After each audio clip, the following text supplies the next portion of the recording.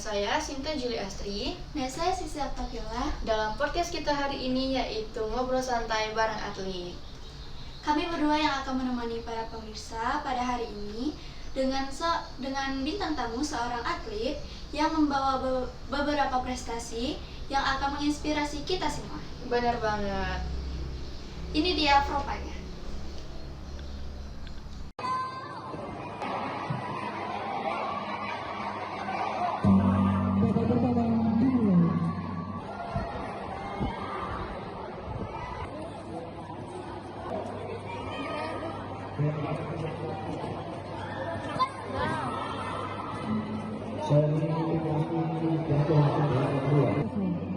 Segera mempersiapkan diri partai 250 panggilan silat.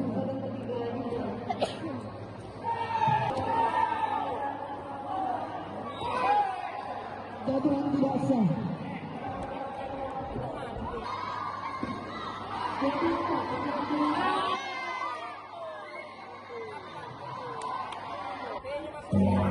Pada kedua Cesar.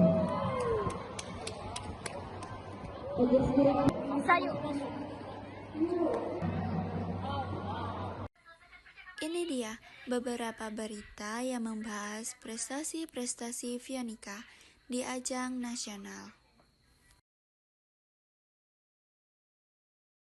Selamat datang Kak Pio, silakan duduk. Halo Kak Pio, gimana kabarnya? Alhamdulillah sehat. Gimana nih perjalanannya dari rumah sampai sini? Aduh, cukup melelahkan ya, kurang lebih 2 jam dari Bengkulu ke sini. Oh, dari Bengkulu ya? Iya, benar banget. Namun kita cukup jauh ya perjalanannya. Nih sebelum kita mau tanya-tanya nih tentang prestasi-prestasi yang udah kakak ukir nih, kita mau nanya nih kehidupan keseharian kakak ini gimana nih awalnya gitu? Keseharian kakak sebenarnya kakak juga sebagai mahasiswa, dan juga atlet. Kakak kuliah di Universitas Bengkulu, juga di jurusan jurnalistik. Jadi di jurusan kakak juga banyak jadwal untuk kayak liputan gitu kan, terus harus mengatur jadwal lagi untuk latihan gitu. Sebenarnya sama kayak mahasiswa lain semua. Jadwalnya padat. Iya, jadwalnya. Nih Kak Pio, kami mau tahu nih kehidupan kakak sebelumnya lagi. Kami mau gali lagi. Oh, dari boleh tuh. kakak TK boleh? Mungkin Boleh. dari sekolah aja. Kakak TK di Aliklas di Kabupaten Pahang. Kebetulan kakak orang Kabupaten Pahang juga. Terus untuk SD, kebetulan SD ini 3 kali kakak pindah. Oh, banyak banget. Kenapa nih kalau boleh tahu? Karena kakak belum cukup umur pada saat itu, tapi kakak pengen sekolah gitu, ngikut teman-teman juga. Akhirnya pindah dari Tebet-Karai, pindah lagi ke Padang Angkat, terakhir di SD Muhammadiyah. Kenapa tuh kalau pindah-pindah gitu? Kenapa nggak Karena datang? belum cukup umur tadi. Jadi ada saudara ayah ini tadi di guru salah satu dari SD yang tempat kemarin. Jadi cuma ngikut aja gitu, nggak benar-benar sekolah di sana. Lanjut aja nih ke SMP nih Kak. SMP kakak di SMP 1 Pahang, SMP favorit pada saat itu ya. SMP favorit. Mungkin kalian dari alumni juga Iya, bisa. SMA kakak di SMA 1 Pahang. SMA 1 favorit juga nih. Iya, SMA favorit. Kebetulan kakak masuk ke sana di jalur prestasi. Ya. Kalau jurus kuliah pasti Kuliahnya, sudah tahu nih ya. iya, Di benar banget, biru, ada. biru, kampus biru. Kakak kuliah di Universitas Bengkulu. Jurusan Jurnalistik. jurnalistik. Kakak kan di prestasinya di bidang olahraga nih. Non akademik ya. Iya, di bidang akademik. Kok jurusan kuliahnya itu di jurnalistik nih? Agak jauh. Bertanya-tanya ya. Kenapa nggak di apa? Penjas. Iya, penjas. Sebenarnya kakak pengen juga di penjas, tapi karena kakak pengen mencoba hal baru sebenarnya. Oh, mencoba hal baru. Mencoba Nggak hal baru. stop di Ya olahraga. benar banget. Bukan berarti kakak berhenti di bidang non akademik, tapi kakak masih lanjut di bidang pencak silat, tapi jurusan kuliahnya berbeda. Biar seimbang ya. Iya, mau Akademik coba hal baru aja juga. sebenarnya. Ada akademiknya dan non akademiknya. Iya benar banget. Gimana nih Kak, kan jadi mahasiswa, jadi atlet nih, gimana jadwal cara kakak nih merangkai jadwal-jadwal kakak?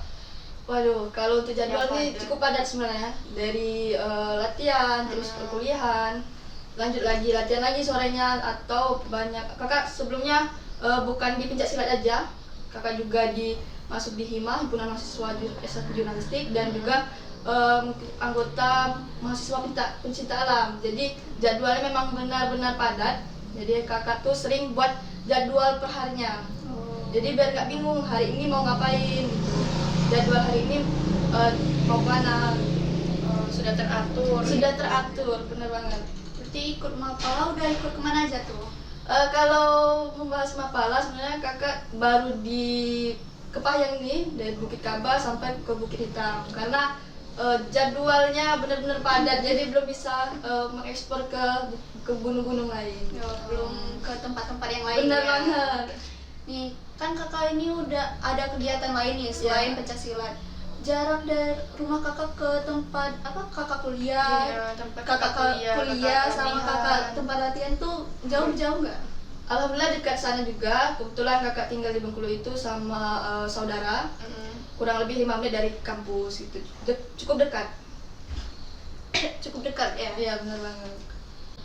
Ini kan tadi membahas Mapala nih. Kalau boleh tahu Mapala itu apa sih kak? Mapala itu adalah organisasi mahasiswa pecinta alam. Mahasiswa Ya. pecinta alam. Bener banget. Itu di bawah naungan Sekber atau Sekretaris Bersama Mapala se-Universitas Bengkulu. Jadi di kampus kakak itu ada organisasi mahasiswa pecinta alam gitu. Kegiatannya apa aja tuh kak? Sebenarnya kegiatan Mapala ini banyak. Pertama biasanya kalau kami itu ketika ada bencana kami turun ke lapangan, kami membantu warga di sana. Terus kami juga pernah kerjasama lingkungan hidup, bersihan pantai, terus banyak sih sebenarnya kegiatan di Mapala itu, bukan kegiatan di gunung aja sebenarnya. Jadi kegiatan lingkungan di Provinsi Bengkulu kami juga ikut. Berarti yang menyangkut lingkungan. Benar banget, menyangkut lingkungan kami turun lapangan. Dengan kegiatan seperti itu kak, pernah nggak sih kakak itu merasa capek, bosan Iya. gitu? Kalau untuk capek pasti ada, Ya, pasti karena ya. benar banget karena jadwal yang padat, terus kegiatan yang banyak, belum juga ngatur waktu untuk latihan kan. Kalau untuk bosan kayaknya nggak bosan sebenarnya. Ya, karena banyak ketemu orang baru, banyak ketemu orang teman-teman baru gitu, jadi nggak merasa bosan. Jadi bawaannya asik. Iya gitu benar ya. banget. Nih kak kalau boleh tahu nih kakak mulai ikut pencaksilat ini dari umur berapa? Kakak ikut pencaksilat dari umur kurang lebih 13 atau 14 tahun. Itu kelas 1 SMP. Sekitaran itu lah. Iya, sekitaran itu. Satu SMP biasanya kalau masuk SMP eskul bukan sih? Iya, eskul benar banget eskul. ya. Kak selain eskul Kenapa kakak nggak ini apa tuh masuk eskul lain seperti basket gitu kan? Kenapa pencaksilat nih? Waktu itu sebenarnya kakak hampir semua kakak ikut untuk Hampir nyoba-nyoba. semua. Basket pernah kakak ikut, latihan karate juga kakak ikut, drum band pun kakak ikut, tapi kayaknya bukan di bidang kakak itu. Tidak cocok aja sama diri kakak. Jadi Bidangnya di silat. iya benar banget, jadi silat. Cocoknya di silat. Kan kakak ikut silat itu dari SMP ya? Iya. Pernah nggak sih sebelum itu kakak itu punya cita-cita selain jadi atlet gitu? Untuk jadi atlet sebenarnya nggak di luar Prediksi kakak jadi atlet, tapi cita-cita kakak waktu itu jadi polwan atau jadi polwan. itu bisa masuk nggak sih kak? Sebenarnya bisa, tapi Kenapa kakak milih kuliah aja. Milih kuliah Iya, daripada- milih kuliah. biar masih bisa ikut pertandingan ya. Iya benar banget, tapi masuk kor atau polisi sebenarnya masih bisa, Oh, tapi juga masih kakak lebih milih kuliah aja. Nggak ada keinginan ya kak ya? Iya, kakak nyaman di masuk perkuliahan, kakak nyaman ngikut-ngikut organisasi lain, kakak juga oke gitu. Kan pencaksilat ini kan mainnya tuh main fisik, Iya, pukul-pukul main juga pukul. tenang. Gimana sih pendapat orang tua kakak tentang kayak gitu tuh? Pandangan orang tua awalnya tuh agak khawatir. Pertama kakak perempuan, terus pulang lomba udah memar semua kan, kadang cedera, kadang kesleo kaki atau tangan, itu khawatir banget. Tapi kakak buktikan, tunjukkan bahwasannya di pencaksilat ini bukan dapat kita capeknya aja, tapi dapat penghargaan prestasinya aja. Oh gitu. Kan tadi kan kakak bilang dapat cederanya nih. Kakak pernah nggak sih yang dapat cedera dari yang ringan sampai yang berat gitu? Kalau untuk cedera, kakak pernah keseleo juga. Mungkin itu termasuk ringan menurut kakak ya. Jadi kalau untuk yang berat itu, alhamdulillah sampai sekarang belum pernah. Semoga Jangan sampai ya, benar banget. Gimana kakak kan perempuan nih ikut Ya. silat, ada nggak sih kayak keluarga gitu mengkritik hobi kakak gitu? Benar banget, sering keluarga kakak bilang, kenapa sih cewek ikut pencaksilat? Nanti membuat semua, nanti badan sakit-sakit, kenapa mau ikut? Tapi kan itu kan pandangan orang, yang merasakan kita sendiri. Tapi orang tua restu gitu kan yang penting. Ya benar, sampai sekarang orang tua merestui. Ya, yang penting restu orang tua ya. Iya, benar. Restu itu orang tua itu nomor satu. Iya. Ya, nomor satu. nggak usah dipikirin omongan-omongan orang lain Iya, gitu betul. kan. Nih kan kakak bilang tadi kakak ikut Pancasila. pencaksilat ini dari kelas 1 SMP nih. Iya. Nah itu udah langsung ikut pertandingan atau gimana tuh?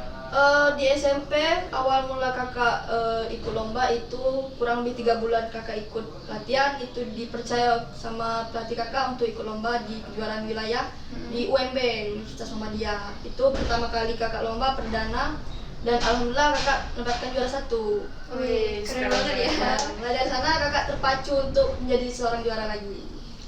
Selain itu apalagi nih kejuaraan-kejuaraan sampai sekarang?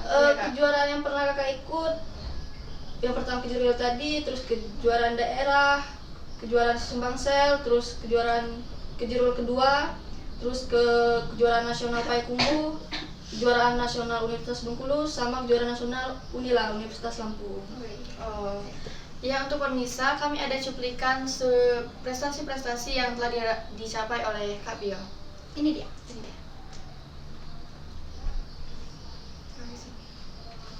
Nah, tadi kan di sana kan dicuplikan tadi kakak ini jadi pesilat terbaik dewasa putri ya? Iya, di benar. Unila nih. Itu keren banget nggak sih? Iya, keren banget. Ya selain itu apa aja nih kakak raih pesilat terbaik nih selain di Unila kemarin? Kakak pernah dapat pesilat terbaik itu di kategori pra remaja, itu kelas 1 SMP. Awal kakak lomba kemarin, Keren ya. ya alhamdulillah dapat penghargaan pesilat terbaik. Terus kategori remaja kakak dapat juga pesilat terbaik, dan terakhir tadi kategori dewasa kakak juga mendapatkan penghargaan pesilat terbaik. Jadi ada 3. Banyak. Berarti berurutan ya dari pra remaja, Iya, remaja dewasa. sampai dewasa. Iya. Semoga bertahap lagi. Amin. Kak Bio kan setiap mau mengikuti kejuaraan itu ya, setiap mau bertanding itu pasti merasakan yang namanya gugup, takut gitu ya. Gimana sih tips Kak Bio gitu untuk pemirsa? Kalau setiap lomba itu pasti merasa gugup, kadang takut kalah nih, lihat lawan tinggi udah merasa insecure kan. Jadi di backup sama pelatih kakak. Jadi dia ngasih motivasi, kenapa kamu melangkah awal ini untuk apa, tujuan untuk apa. Jadi memang benar pelatih itu sangat berperan sekali pada seorang atlet. Berarti harus ada tujuan Tujuan yang- awal. Iya, tujuan benar-benar. awal yang mau Kalian melangkah itu untuk apa sebenarnya dari Iya. awal? Keren. Menurut Kak Pio nih, dari banyaknya pertandingan-pertandingan yang kakak ikuti dari awal sampai sekarang nih, Iya. apa sih pertandingan mana sih yang paling berkesan nih menurut kakak? Mungkin untuk yang berkesan mungkin semua ya, karena beda pertandingan, beda pula pengalamannya. Tapi yang sangat berkesan itu di kejuaraan Jurnas Payakumbuh, karena di saat itu juga perdana kakak mengikuti kejuaraan nasional. Perdana sekali ikut kejuaraan nasional. Nah, kalau tadi kan Kak itu paling berkesan nih. Ada nggak sih pertandingan yang bikin sedih gitu? Pertandingan bikin sedih itu pertandingan yang buat kakak kalah. Oh. Ya, jadi seorang juara itu nggak harus jadi juara 1 terus, tapi ada kalanya dia di bawah, ada kalanya dia di atas. Ada nggak sih kakak pernah kayak kalah menang baru menang atau menang terus kalah gitu, ada nggak sih kak kayak gitu? Ada, pasti ada. Kakak kadang tuh 2 kali kalah, terus baru menang lagi sekali. Terus ada kemarin itu kakak hampir 5 kali kalah. Jadi di sana kakak merasa putus asa, kok nggak juara-juara nih. Tapi pelatih kakak selalu bilang jangan pernah menyerah, terus berusaha karena proses tidak akan mengkhianati hasil. Dan akhirnya alhamdulillah sampai sekarang kakak masih tetap pengen juara juga. Oh gitu. Berarti support dari orang yang terdekat itu penting banget ya? Benar banget, support dari orang terdekat, pertama orang tua, terus dari pelatih juga penting. Oke gitu. Kan kakak ini ikutnya itu kayak di pencaksilat ini gimana tuh? Kayak perkelas atau gimana tuh? Di pencaksilat itu ada perkelasnya, jadi Perkelas. kebetulan kakak di kelas A. Di kelas A. Kelas A itu dia per kelas itu mainnya berat badan. Berapa tuh? Kalau untuk kelas kakak itu dari 46 sampai 50. Ya. Kakak pernah nggak sih dapat kayak under nih atau upper nih di berat badan tuh? Kalau under pernah sekali, itu awal-awal kakak ikut lomba. Kalau over itu hampir setiap pertandingan sebenarnya. Iya benar banget. Jadi kakak sering kelupaan untuk jaga pola makan. Nah ini penting banget bagi atlet-atlet yang di luar sana. Kalau mau jadi atlet dan over juga berat badannya, jangan lupa jaga pola makan. Penting banget ya. Penting harus banget, dijaga ya. penting banget untuk jaga pola makan. Kan kakak ini sering upper nih, kenapa nggak naik kelas aja sih kak? Start di kelas ringan gitu kan? Karena kakak lebih nyaman aja sih di kelas kakak. Lebih nyaman, udah Iya, terbiasa udah terbiasa di kelas kakak. Kan tadi kakak bilang pernah ngalami over itu seringnya. Gimana sih cara kakak saat mau bertanding gitu harus menyesuaikan berat badan kakak lagi sama? Untuk yang pertama tadi yang kakak sudah bilang tadi itu jaga pola makan, terus jangan bergadang, itu merusak performa seorang atlet banget itu. Merusak banget. Iya merusak banget kalau begadang. Terus latihan fisik itu ditambah lagi. Itu ya. Iya. Nih kan kakak ini sebagai seorang atlet nih, gimana sih kakak ngejaga kesehatan kakak nih? Ya itu tadi jangan begadang, jaga pola makan, terus jangan terlalu capean pada saat hamin seminggu atau pertandingan, jangan terlalu banyak latihan juga. Jadi itu berpengaruh untuk performa kita nanti. Gitu. Jadi kalau udah mendekati pertandingan, latihannya itu dikurangin ya? Iya, dikurangin. Kan kak kesehatan itu seperti obat-obatan ya? Iya. Pernah nggak sih kakak minum obat gitu untuk menjaga kesehatan seperti itu? Kalau vitamin vitamin pasti ya. Kalau obat mungkin maksudnya kalau mau menurunkan berat badan minum obat ada tuh ya memang beberapa oknum atlet itu untuk menurunkan berat badan itu menggunakan obat-obatan, tapi lebih baik itu dihindari karena berpengaruh juga pada kesehatan seorang atlet tadi. Oh berarti kalau kayak obat-obat walaupun dia obat-obat itu mempengaruhi ya kak? Sangat mempengaruhi kesehatan seorang atlet itu.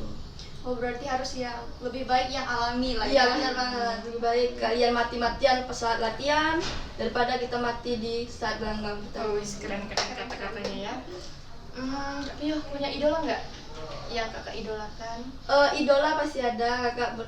Idolanya yang pertama itu atlet Indonesia itu Iqbal Chandra. Ya itu atlet Indonesia. Yang kedua itu ceweknya itu Pipit. Udah berarti kalau udah kakak idola ini udah ke luar negeri ya? Ya itu udah masuk Asian Games, terus kejuaraan PON juga dia pernah ikut. Jadi kejuaraan Indonesia itu pernah juga dia ikut. Oh, udah keren banget sih. Ya. Untuk pemirsa yang penasaran dengan idola Kak Pio, kita punya cuplikannya.